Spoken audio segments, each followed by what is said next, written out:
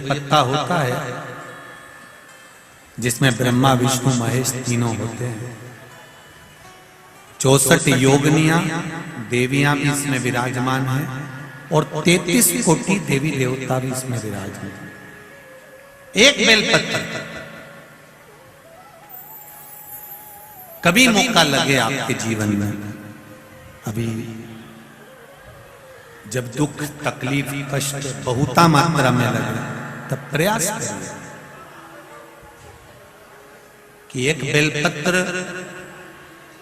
बेलपत्र का पत्ता अपने हृदय का भाव लेकर जब शिव मंदिर में जाओ, शंकर भगवान को जब भी समर्पित करो, तो पहले अगर कोई बहुत विषम स्थिति में फंसे हुए हो, बहुत कष्टमय परिस्थितियों में फंसे हुए हो, और निकलने के लिए एक बेलपत्री का पत्ता अशोक सुंदरी वाली जगह पर चढ़ाकर, जल चढ़ाकर उसी को शिव जी पर चढ़ाया जाता है और शंकर भगवान पर वो जल समर्पित करा जाता है। जो कलश में जल है वो शिव। किस किस जगह पर चढ़ाना है? उसी पत्ते को पहले कहां चढ़ाना है? अशोक सुंदरी वाली जगह। थोड़ा सा जल वहां चढ़ा दिया, पत्ते को उठाया, फिर शिवलिंग पे समर्पित कर दिया। बचा हुआ जो कलश में जल है वो भगवान शंकर को समर्पित कर, शिव को समर्पित कर।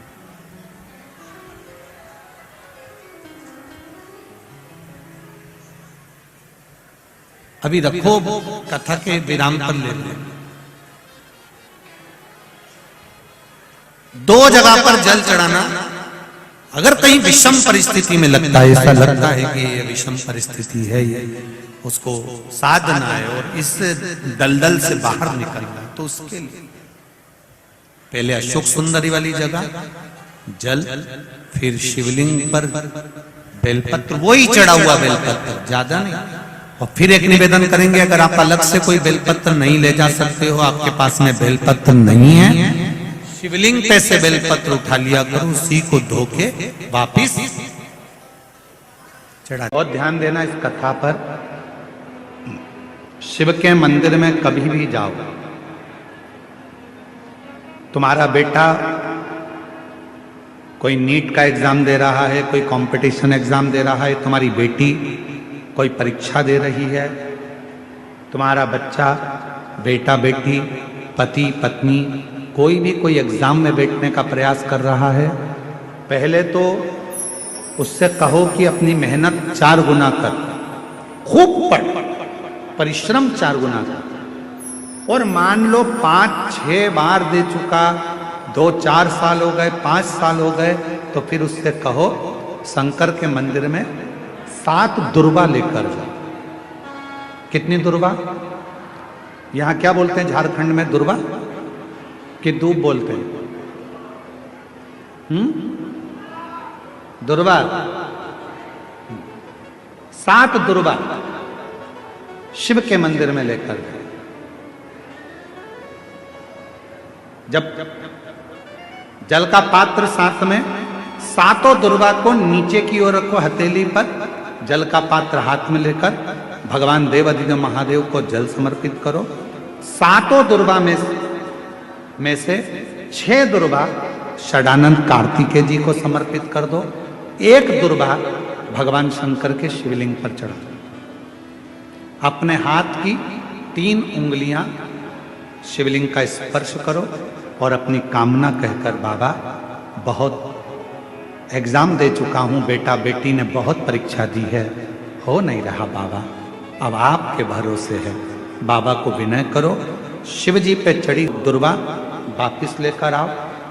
जिस बच्चा जब एग्जाम के लिए जाए, परीक्षा देने के लिए जाए, उस दिन वो दुर्वा को अपने मस्तक पर प्रणाम कर कर, नमन कर कर, षडानंद कार्तिकेय का स्मरण कर कर फिर एग्जाम के लिए जाए। पढ़ाई अच्छी करना, दिल से करना, मेहनत ज्यादा करना, और एक बार ये प्रयोग कर कर देखना, मेरा षडानंद कार्तिकेय सफलता जरूर प्रदान करे। 6 मुख षडानंद का जो वर्णन हमारे शिव महापुराण में किया गया है, स्कंद पुराण में किया गया है। षडानंद कार्तिकेय जी फल शीघ्र प्रदान करते हैं, शीघ्र। राजा श्वेत के प्राण छूटने का समय आ गया, यमराज बंदी बनाने के लिए आ गए। उनने यमदूतों को भेज दिया, भगवान शंकर ने यमदूतों को भगा दिया। राजा श्वेत के यमदूत जाकर यमराज से कहते हैं वो मरने नहीं दे रहे भगवान शंकर के गण। अच्छा, उन्होंने अपनी बेटी मृत्यु देवी को भेज दिया कि डायरेक्ट मार, डायरेक्ट। भगवान शंकर ने मृत्यु देवी को मार दिया। तब यमराज आ गया मारने के लिए, भगवान शंकर ने यमराज को पछाड़ दिया, मार। आज तक किसी ने नहीं सुना होगा कि यमराज भी मरता है। यमराज मर गया।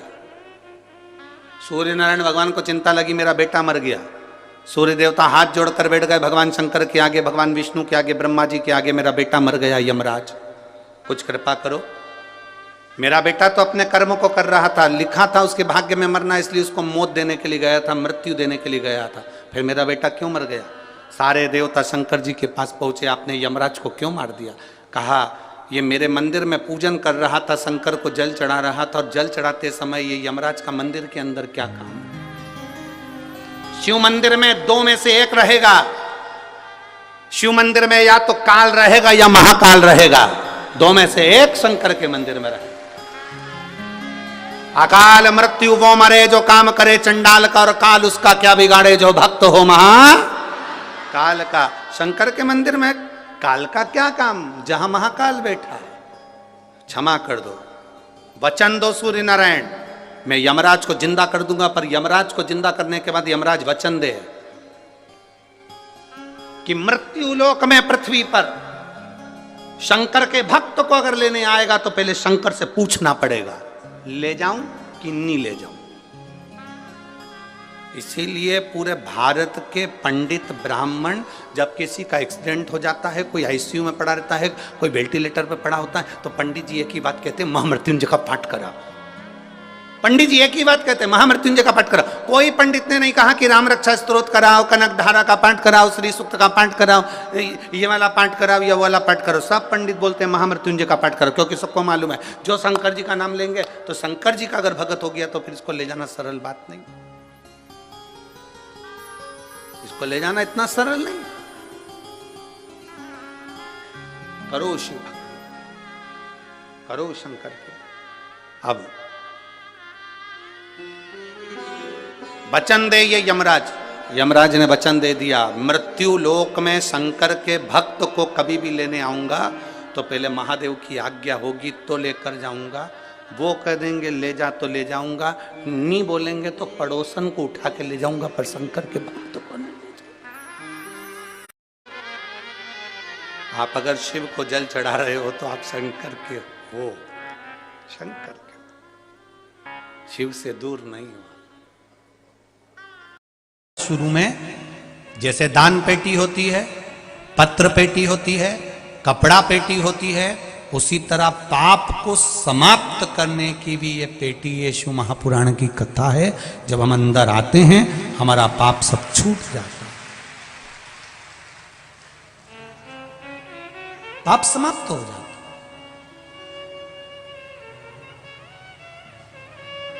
ये जितने भी लोग कथा सुनने के लिए आए हैं, जहां जहां से आए हैं, बड़े दूर दूर से, अपार गाड़ियों का ढेर लगा हुआ है। अपार का बल जब बढ़ता है, पुण्य का बल जब बढ़ता है, जरूरी नहीं कि आप दान करें तो ही पुण्य मिलेगा।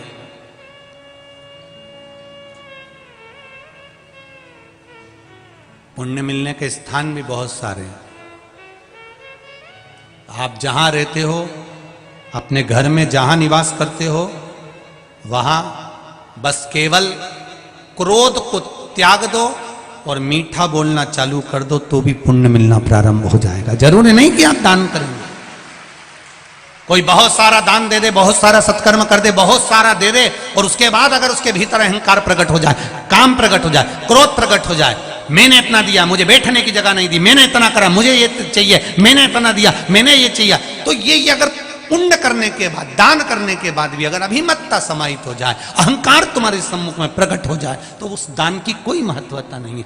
पुण्य केवल दान करने से नहीं मिलता, पुण्य तुम्हारे अच्छे बोलने से भी प्राप्त हो जाता है, किसी के चेहरे पर स्माइल देने से भी पुण्य प्राप्त हो जाता है। तुम अच्छा बोलोगे तो उसमें पुण्य की प्रधानता रहेगी।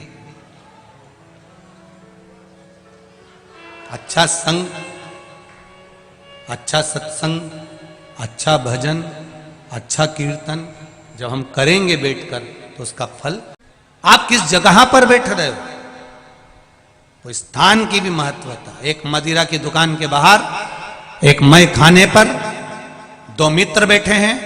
एक मित्र मदिरा का पान कर रहा है, दूसरा कभी मदिरा नहीं पीता। उसने कहा मैं मदिरा नहीं पीऊंगा, मैं चाय पीऊंगा, मेरे लिए चाय लाई जाए। बैठा कहां पर है? बोलो बोलो जम के बोलो। मय खाने में, मदिरा की दुकान पर, मदिरा की दुकान के बाहर। अब एक मित्र मदिरा पी रहा और दूसरा चाय पी रहा है। देखने वाला क्या समझेगा? बोलो बोलो जम के बोलो जरा। मदिरा पी रहा। एक व्यक्ति जुआ खेल रहा है, जुआरी, और दूसरा उसके पास में जाकर बैठा है। भले वो जुआ नहीं खेल रहा है, भले वो हाथ तक नहीं लगाए, भले वो गलत काम तक नहीं करे, पर पकड़ा है। लोग क्या कहेंगे? ये भी जुआरी। संगत का असर। एक कौवा मानसरोवर पर गया, हंस से उसकी मित्रता हो गई। कौवे को भूख लगी, हंस उसके लिए मोती चुग कर ले आया। हंस ने मोती दिया, ले खा। कौवा कहता है कि मैं मोती कैसे खा सकता हूं, मेरी चोंच टूट जाएगी, मैं खा नहीं सकता, इस मोती को मैं नहीं चुग सकता, मैं इसको नहीं खाऊंगा। कौवा कहता है हंस से कि मुझे तो केवल मांस के लोथड़े चाहिए, गंदगी चाहिए। हंस कहता है हम नहीं खाते, ना हम लाते, ना हम खिलाते। कौवा भूखा मरने लगा, वापिस जाने लगा। हंस से कहता है चल अब तू मेरे यहां चल। हंस को ले गया। कौवा शमशान में रहता था, बैठ गया बड़ के पेड़ के ऊपर। हंस भी बैठा। हंस भूखा था तो कौवे ने कहा कुछ खाएगा? हाँ भाई बहुत भूख लग रही। कौवा गया, मरा हुआ कुत्ता पड़ा था, उसका मांस का टुकड़ा उठा कर ले आया। ले हंस खा ले। हंस कहता है मैं जिंदगी में कभी गलत नहीं खा सकता, मैं मोती चुगता हूं, इसके अलावा कुछ भी मैं नहीं खाऊंगा। कितना नियम! हंस केवल मोती चुगता है। शेर खुद का शिकार कर कर खाता है, पर घास, बोलो बोलो जम के, नहीं खाता। पशु पक्षी अपने नियम से चलते हैं। केवल एक मनुष्य ही ऐसा है जो सामने आ जाता वही निपटा जाता है। पशु पक्षी अपने नियम से चलते हैं। जिसका जो नियम है वो करता है। मैं ये नहीं खाता तो नहीं खाएगा, चकवा ये नहीं पाता तो नहीं पाएगा, स्वाति नक्षत्र की बूंद ही चाहिए, भले मर जाऊंगा पर पानी नहीं पीऊंगा। शेर खुद का शिकार करेगा, बड़ा हुआ नहीं खाएगा। नियम तो नियम। हमारे क्या नियम है? हमने कौन से नियम धारण करे? हम कौन से नियम धारण करते हैं? एक व्रत रखते हैं तो उसमें भी हम 50 बार सोच लेते हैं आज मैं रोटी नहीं खाऊंगी, तो उसकी भी तैयारी करके रखी, साबूदाना खा जाऊंगी।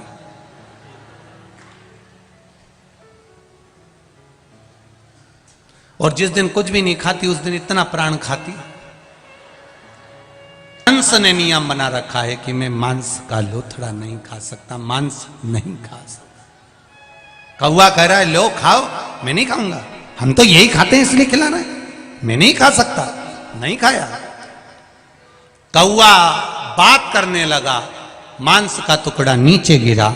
नीचे एक राजकुमार बैठा था, उसके ऊपर वो मांस जब गिरा उसको क्रोध आ गया। उसने धनुष उठाया, बाण चलाया, बाण चलाया तो कौवा तो भाग गया, हंस को लग गया, हंस नीचे गिर गया।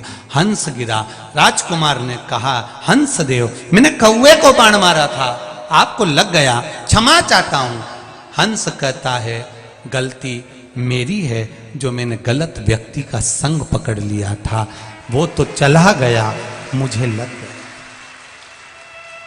आप बुरे व्यक्ति के साथ बैठोगे, बुरा व्यक्ति बुरा कर्म कर कर चले जाता, अच्छा पकड़ाई में आता और जेल में भरा जाता।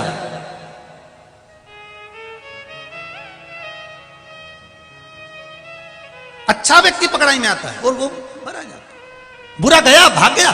बुरा कर्म करने वाला ये जानता है कि कब क्या होने वाला है, उसने तुरंत अपना बोरिया बिस्तर भटरा भाग गया। जो अच्छा था वो पकड़ाई में आ गया, वो गया तो गया, अच्छा धरा।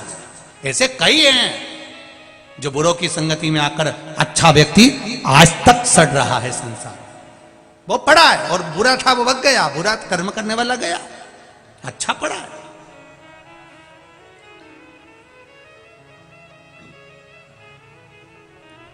मदिरा पीने वाले के साथ चाय भी पियोगे, उस दुकान में बैठकर, स्थान पर बैठकर, तो लोग समझेंगे मदिरा पी रहा। जुआ खेलने वाले के साथ, जुआरी के साथ बैठोगे तो लगेगा कि ये भी जुआरी होगा। ये निश्चित है, निश्चितता।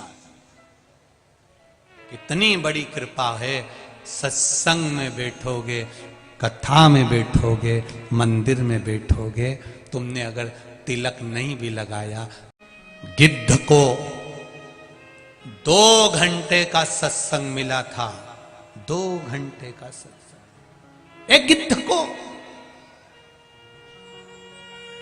संपाति को मात्र 2 घंटे का सत्संग मिला था। और 2 घंटे के सत्संग का फल क्या हुआ कि पूछा, तुमने सीता जी को कहीं देखा है? वो संपाति, वो पक्षी कहता है, मेरी दृष्टि से मैं देख रहा हूं, लंका में अशोक वाटिका में सीता जी बैठी हुई है। जब सत्संग में जाकर कोई बैठता है तो पक्षी जैसे लंका में देख लेता है कि सीता बैठी है। जब आप भी सत्संग में जाकर बैठोगे तो आपको भी नजर आने लगेगा कि मेरा महादेव कहां बैठा है, वो कैसे मिलेगा। 2 घंटे का सत्संग संपत्ति ने करा था, 2 घंटे का सत्संग उस गिद्ध ने करा था, 2 घंटे का सत्संग उस पक्षी ने करा था। मात्र 2 घंटे के सत्संग में संपाति ने कह दिया था, पक्षी ने कह दिया, मैं सीता जी को देख रहा हूं। जरा विचार करिए, मैं बूढ़ा हो जाऊं फिर भी मैं सीता को देख रहा हूं। सत्संग का फल वो होता है, सत्संगी का फल वो होता है, अच्छे व्यक्ति की संगत का फल वो होता है कि वो अच्छा देख लेता है। और बुरे का संगत का फल ये होता है कि वो बुराई ढूंढ लेता है। उसने इतनी चीज कमा ली, उसने गाड़ी बना ली, उसने बंगला बना लिया, उसने ये कर लिया। करना क्या है, थोड़ा सा तो झूठ बोलना है। तो राधा जी ने बहुला को देखा तो बहुला तो अपने पुत्र मनोरथ को दूध पिला रही थी। अब मनोरथ को दूध पिला रही बहुला, इतने में तुरंत राधा जी ने बहुला से विनती करी, बहुला मेरे ठाकुर को भूख लगी है। बहुला ने मनोरथ को पीछे हटाया और पीछे हटाकर दूध बाटकी में भरकर राधा जी लेकर चली। और दूध ले जाते ले जाते ले जाते ले जाते बीच मार्ग में राधा जी, आप लोग कभी गए हो, गोवर्धन परिक्रमा करी होगी तो मानसी गंगा पड़ती है, ठीक है। अभी यहां पर भी परिक्रमा करोगे तो उसमें मानसी गंगा बनी हुई है। मानसी गंगा का महत्व ही यहीं पर है कि बहुला गाय के दूध को लेकर राधा जी जब चली और चलते चलते राधा जी के मन में भाव प्रकट हुआ कि मुझे भी प्यास लगी है, तो राधा जी ने बहुला गाय के दूध को रखकर हाथ में वहीं पर जल का पान किया। वो मानसी गंगा आज भी निर्मित है, आज भी जो मन से निश्चितता से उसको निर्मित किया गया, प्रकट किया गया। और दूध ले जाकर ठाकुर जी को दिया, ठाकुर जी ने उस दूध का पान किया